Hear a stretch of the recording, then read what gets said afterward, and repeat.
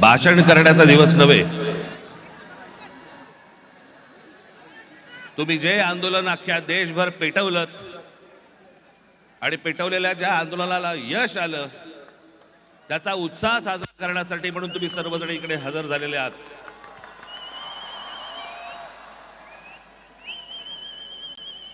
मी कालच म्हटलं होतं की या देशातले जेनझी हे सरकारच्या झंझ्या कशा उपटतात हे आपल्याला या आंदोलनातनं कळलं।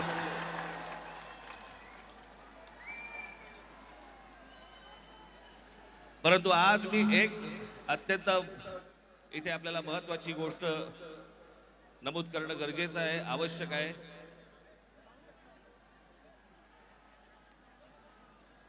की हा नीटच्या परीक्षा पेपर फुटीचं सगळं झालेलं आंदोलन आणि त्याच्यानंतर आपल्या देशभरातल्या अनेक परीक्षेला बसलेल्या विद्यार्थ्यांनी आत्महत्या केल्या। मी आता त्यांची फक्त कुठे रे कागद नावं वाचून दाखवणार आहे।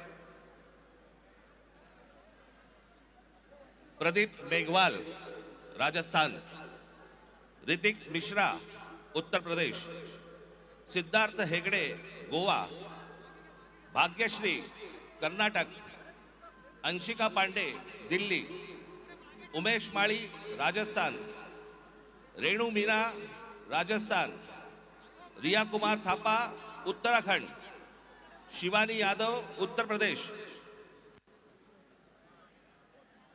अनुकीर्तना तामिळनाडू, कहान पटेल गुजरात, आकांक्षा चतुर्वेदी मध्य प्रदेश, रीमा बेगम आसाम, मैथिली अशोक सुरवणे महाराष्ट्र, अवंतिका मौर्य मध्य प्रदेश, जतीन कुमार उत्तर प्रदेश, गोपिका तामिळनाडू, शेख सना तेलंगणा, वेंटी यनंथाम तामिळनाडू, सिमरन हरियाणा, रोशनी तामिळनाडू या 21 विद्यार्थ्यांनी या परीक्षा पेपर फुटीनंतर आत्महत्या केल्या।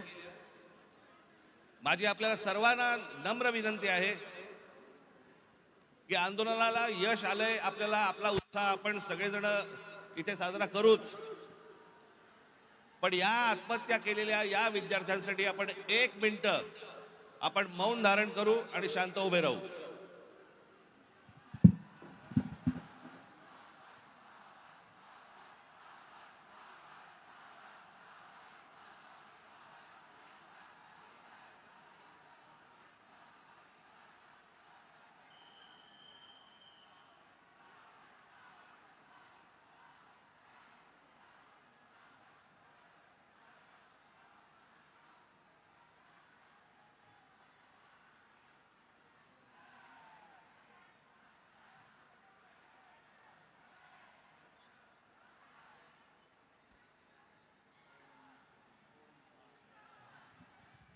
धन्यवाद।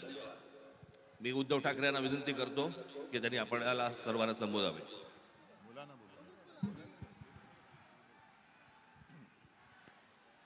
आज केवळ मी आपलं अभिनंदन नाही करत आहे, तर देशातल्या तमाम देशभक्तांना अभिवादन करत आहे। तसं पाहिलं तर आज कोणती निवडणूक कोणी जिंकलेली नाही, पण अंधभक्तांच्या विरुद्ध देशभक्त जिंकलेले आहेत। आणि ही संघर्षाची सुरुवात झालेली आहे। हा संघर्ष भाजप विरुद्ध भारत असा हा संघर्ष आहे।